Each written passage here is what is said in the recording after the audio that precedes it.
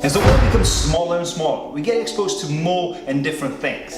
People used to marry within the same culture, and even within the same small town. Now it's possible to meet anyone from places you never even heard of. Take our friends Shah and Alex, for example. Hi, 我叫樊夏。Je m'appelle Alex. They grew up halfway around the world. Shah was born in China, while Alex is from France. They grew up speaking different languages and experiencing different cultures before meeting in London and falling in love.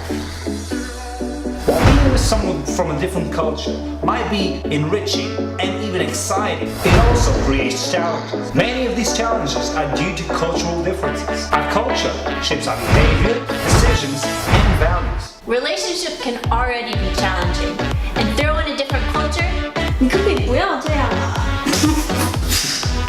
and maybe even a different native language. And things can get even trickier. Tell me about it. And we've been together for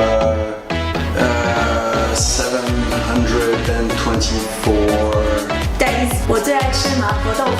Et mon plat préféré, c'est le soufflé au fromage. 我说中文。 Et je parle français. I think I'm quite social. I'm a complainer, I'm cynical, and I'm arrogant because I'm French. I can't agree more. And despite those differences, or maybe thanks to them, we love each other. The way we see it, in order for relationships to work, you need two things. First, assume the best of the other person. If you know that your partner wants the best from you and that they care for you, it gives you the assurance that even in an argument, they will have empathy. And if they don't, run.